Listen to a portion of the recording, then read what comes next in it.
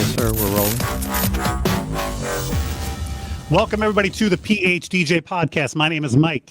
And this is Joe. What's up? How are you, Joe? I'm pretty good, man. Good. We should mention to our listeners that we are pre-recording this show. Remind me why you're going on vacation? Kelly and I, so we're recording this on February 2nd to Correct. drop on February 10th. Correct. February 10th, I 10th. should be 10. I should be about halfway through my Jamaican vacation. Kelly and I are going to Jamaica. And I should say going, God willing, because so to travel internationally these days, you need to take a test within 72 hours. So Saturday morning, my wife and I, Kelly and I, are getting a nose swab. Yes. And if that comes back positive, we ain't getting on a plane. So it's funny. I've taken about 20 tests, and I've always been a little bit anxious. Hey, I hope this one comes back negative. But it hasn't been really that much pressure. But wow, yeah. I mean, if one of these comes back positive, we are not Hold getting on. on a plane. Here's the real question. Kelly tests positive. You're negative. Does she get left behind? He wants to go so bad. He's been talking about it for a year. To the show, so I'm going to give a proper answer. And well, let's put it this way: I know if the reverse scenario happens, she's getting on that plane. Oh shit! Okay. Yeah, I mean, she's not been happy about. There's been a couple of situations where I've done things that she didn't think was. We had a dinner last night for our photographers and she was like, I can't believe you're going to go to that. You're putting our vacation at risk. And so I think if the reverse happens on Saturday and I test positive and she tests negative, I think she's going to go, I'll see you when you can get there. Wow. Because it's not like our vacation is going to get canceled. We're just going to be delayed a couple days getting there until we get a negative test. So if she wants to get a head start. That's awesome. I don't know. I don't think so. Let's hope and pray that I'm going to message her on Facebook and see what the deal is. Listen to the top of the show. Yeah. Oh, man. So what is the topic? So we are talking about this article that came out recently. I think it dropped. Oh, wow. You know what? It actually dropped in August of last year. I thought it was much more recent. But anyway, it just came on my radar a few weeks ago. It's from brides.com, and the title is What Millennial Wedding Guests Love and Hate Most About Weddings. And what I love about this, as Joe and I are going to reveal throughout, so if you haven't read it or haven't looked at it, that's fine. We'll give you some of the highlights. What I love about it is from the entertainment point of view, we are certainly something that guests care about. And there are a lot of things that I think brides spend way too much time focusing on that guests don't care about. And so I've already started using this in my marketing and in my sales, sending this to clients as a way to say, hey, listen, just take a look at this article and just understand what your guests really are going to care about. So awesome. That's a great idea. Yeah. So skimming through it, Joe, anything that stand out specifically that made you go, wow, that's kind of cool, or ouch, that hurts? The article kind of opens in it, and they've got it, when you look at it, you'll see kind of in bold sections. And I just kind of, they start with the ceremony, of course, just like Mike and I did in the last episode pretty much. Yeah. And I was like, the thing that stood out to me where I felt like Mike was going to be a little bit butthurt was the top 8 ceremony details the guests value least. Number 2, the person officiating the wedding. And I was like, was an damn it for me. Yeah. What? So, yeah, I mean, I think this goes to, I think you're seeing this as much as we are. Yeah. Where they ask a friend who's never officiated before to officiate for them, and he does the $30 Universal Life Church thing so he can legally marry them. Yeah. And I think that goes to that they don't really care. It doesn't have to be a professional, what I consider to be a really smooth and polished ceremony. Maybe isn't that important to guests, you know? Yeah. So that stood out for me, ceremony-wise. Vows are something that they care about, which again, when I do officiate, one of the things I encourage my couples to do is to write and personalize their own vows. And I will use this fact in that argument moving forward that, hey, though your guests don't care about me, they do care about your wedding vows. And so you might want to spend a few more minutes than just have me do the, I, Joe, take you, blah, blah, blah. So that is something that I was kind of surprised about. The vows are important, officiating not. I did want to point out one more thing because I've noticed this over the years. So again, top 8 ceremony details guests value most. Number 6, the look on the groom's face when the partner enters. Well, right. I'm seeing a lot of this first look thing now way before the ceremony. So, the photographer gets, whatever, they put them back to back, they turn around, see each other. It is a beautiful moment. It's a great photograph, I'm sure, but he's not going to give that same reaction when he sees her walk down the aisle. That is one of the reasons we try to convince our couples to do a first look. When I say we, I mean our photography division. Yeah. So you do encourage it. We encourage it. And again, we will use this fact that your guests don't care. Your guests are probably turned around looking at the bride walking in and not even seeing the groom's expression when he sees her for the first time. So if you're saving, I don't think most. No, but this is on the value most list, but it is further down the list. Oh, you're right. It's on the value most on the groom's face. Yeah, I would be shocked if people even noticed that. Interesting. I would. Yeah. I feel like if it's I feel like if I'm at a wedding and I hadn't been to a wedding in 30 years, but if it was one of my friends. You haven't been a guest at a wedding? No, that's okay. I'm being ridiculous, but it's been a long time. Right. But I feel like if the groom was one of my friends and I was either standing up there as a groomsman or sitting in the audience, I would be looking at him. Right. I would be like, he's crying. But if the bride was your friend, if it was your sister getting married, yes, you would be more focused on her walking, 1,000%, seeing her for the first time in her dress. Facts. Yeah. Okay.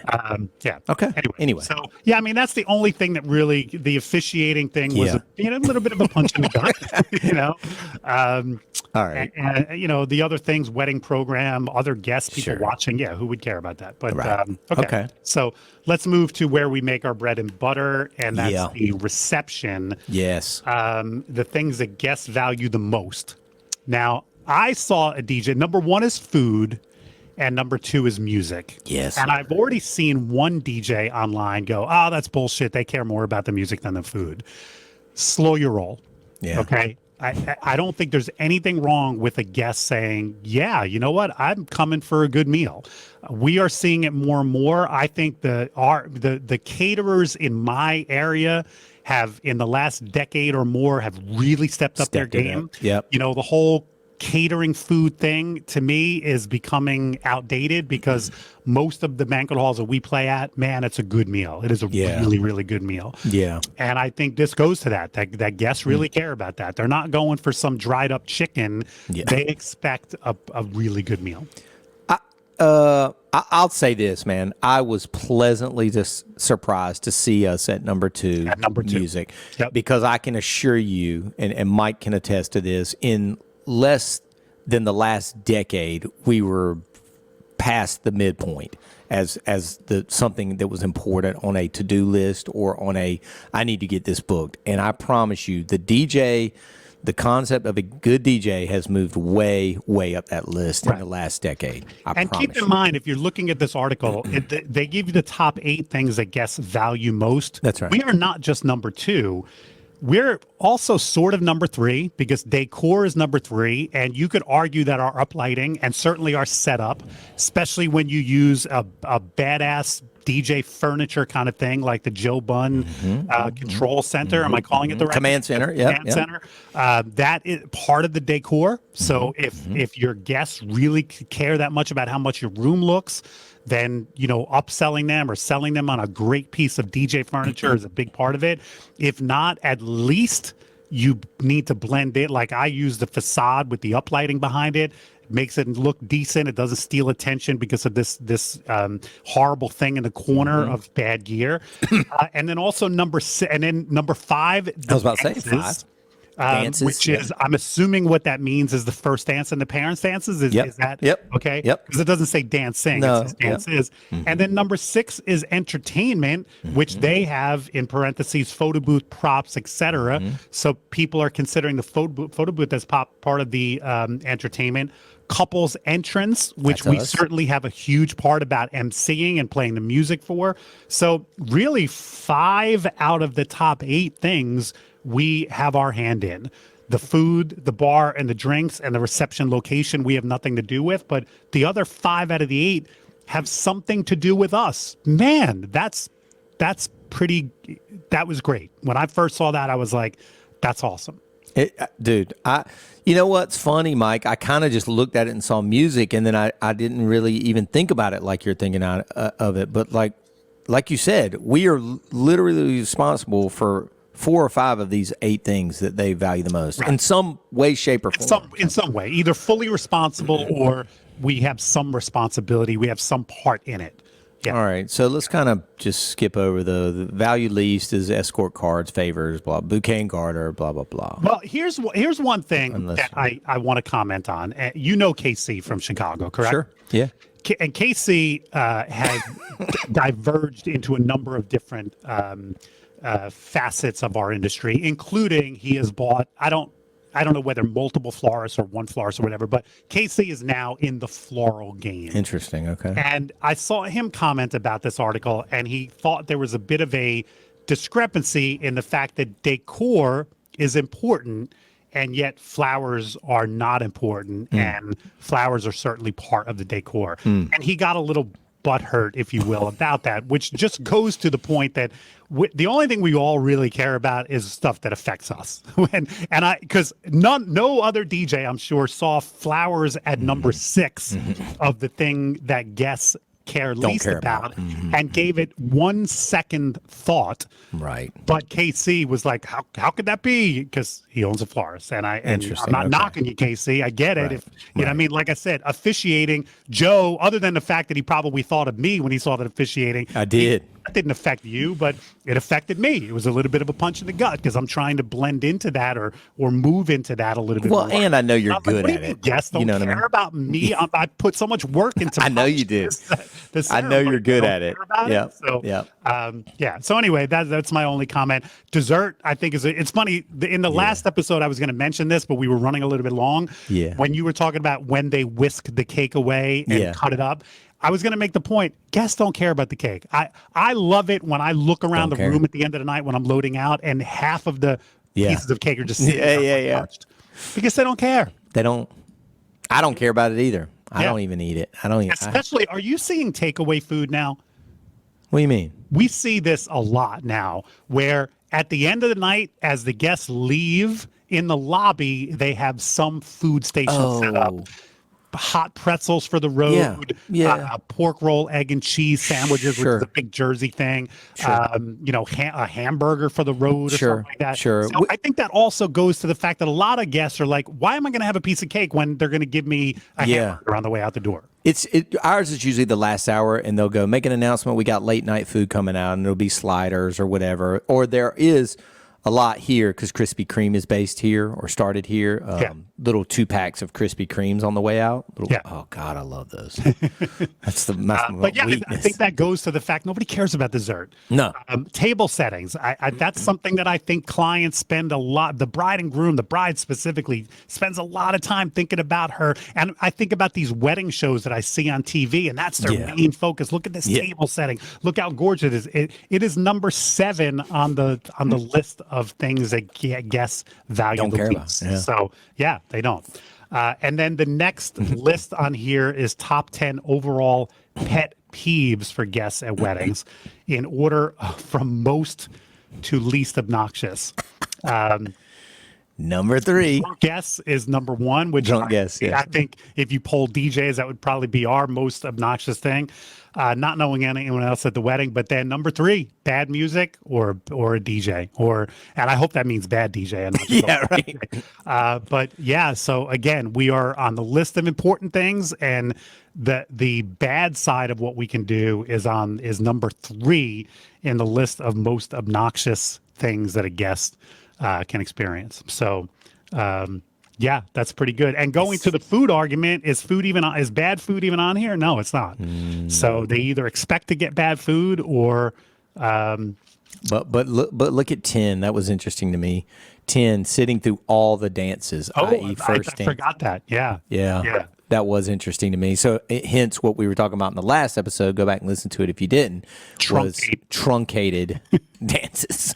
Yeah, those parents' dances we recommend to clients all the time. Yeah. Especially if you're picking one of those typical 4-minute, My Wish by Rascal Flatts. Let's shorten this thing up a little bit. Yeah. And again, going back to last episode, my suggestion is make an edit. Don't just do the fade out on the bridge, but make an actual edit so that if there is a big ending, I Hope You Dance is a perfect example. You don't want to miss that big I Hope You Dance, but you also don't want to wait 3.5 minutes to get there. Damn, dude. I'm telling you, man, I feel sorry for people that don't listen to this podcast because if I'm telling you, right, that I'm 35 years in the game and I listen to this and I would say that at the end of every episode, now Mike would probably say at the end of 1 out of 6, he will write down something that I say, but about every episode, I'll write down something. Maybe 50-50, Joe. Okay. Yeah. Well, I damn near write down something every time we record. Joe, I don't have to write it down right after because I go back and re-listen to our show. So when we do the show, I'm actually in the moment trying to create the best show. I'm not thinking, because I know tomorrow when I listen to this, when I can go, that was a great point, Joe. I'm over here with my pink Post-it notes, just ripping Post-it notes like a maniac. Yeah. Taking notes from Mike Walter, the master. Oh, Jesus. All right. Is there anything else you want to touch on this article, Mike? There was a couple other. And then the last part where they break it down by generation. Because, again, remember, specifically, this is millennial guests, which I guess that's is right. Well, let's put it this way. That's what you can tell your bride and groom. This is your friends. Maybe not your mom and dad, what they care about, what your aunt and uncle care about. But this is what your friends, what your peers care about. And then what are we called, Mike? Z? I'm Gen X. Am I? I believe you're Gen X as well. I think you're too old to be a millennial. I'm definitely not a millennial. What is Gen Z then? Gen Z and millennial. I think Gen Z and millennial are the same. Anyway, pretty sure. Ahead. Sorry. Yeah. So then at the very end, they break down the 8 things wedding guests are most excited about, broken down by generation, celebrating the happy couple. These are very marginal difference. Millennials, 63%, Gen X, 73%, catching up with family and friends, 60 and 65%. Free food is, dancing. Millennials, only 46% care about the dancing. Or excited about the dancing. That kind of surprised me. Gen X, even less. So this section was a little bit more humbling for us as an industry. Right. But again, I think overall, this article should not only make our industry feel good, but like I said, you can use this in your marketing. And like I said, I've already written an email and shared it with clients that is hopefully going to help us. 1,000%. I just made a video for the Vault a month or it just came out yesterday, so we're recording this on the 2nd. So I posted it yesterday. It was about using automation. Mike's a big fan of automation, like in his DJ event planner. Like, this is a prime article that you could trim down, cite where it came from. Don't, give the source of it. So give the source. But you could trim this article down and make this kind of one of your trickle out emails in the 9 to 12 months after you book the couple, Right. So maybe, I don't know, 2 or 3 months after you book them, this email kind of trickles out. Hey, did you know this? You know what I mean? And just kind of give them these stats. By the way, just to clarify a couple things so people don't go ape shit in the comments. Gen Z is born 1997 to 2012. Millennials were born from 1981 to 1996. And so Gen Z, and is Gen Z and Echo generation then the same? Is that what they're calling the Echo generation? Don't know about that part. Okay. And then Gen X is us, born 1965 to 1980. All right. I have been corrected again. I don't think that's as bad of a gaffe as Zombie Nation, which I hope you down. Correcting that live. We're never going to forget that. Yeah. On our very last episode, we're going to go back and we're going to end with we're going to end with on our final sign off. We're going to play Zombie Nation. There you go. That's how you'll know the podcast is officially ending. Yeah, so I wrote I'll just read it super quick because it's a short email. So I put together an email that I'm now, like you talked about using this after you have them booked. This is a sales email to me. It's okay. Like sure. if I'm in that follow-up phase now with you, the subject matter. I like it there too. What are your guests looking forward to at your wedding? Question mark. In a recent article about what guests look forward to when they're invited to a wedding, parentheses, and what they really don't care much about, it was clear that entertainment is an extremely important part of the wedding day. And then click here for the article. Guests rank music and entertainment among the top of the things that they will pay attention to at the wedding. And when asked what annoys them at a wedding, a bad DJ or band was near the top. All of this makes it clear that the entertainment you choose for your big day is not only important for you, but will make a clear impression on your guests, as opposed to something like flowers and table settings. Sorry, Casey. Made the list of things guests pay the least attention to. With that in mind, we hope you're considering us to provide the music and entertainment at your wedding. Our reviews speak for themselves, which is a link then to our Wedding Wire. Perfect. An elite entertainer at your wedding will make your guests happy. So that's the email that I crafted the day I read this article and was like, I can use this in my sales. I hope y'all are listening to this episode. Good stuff in here. Yeah, great one. Great episode, Mike. Great find on the article and great topic. So I'm glad you brought this to my attention as usual. Thank you. And to all of our listeners. So let's tease next week. Yes. We're having a guest on. Has Jim been on the show before? I believe he has. I believe he has once before. Jim Collins, who is a longtime listener and like many DJs is a musician. Yeah. And is going to talk about some music that he's about to release. And he's going to talk about some virtual training that he's been doing. Oh, that's right. So, Jim virtual training on our show next week. Jim Collins. All right. Thanks everybody for listening. See you back next week. Ciao. Later.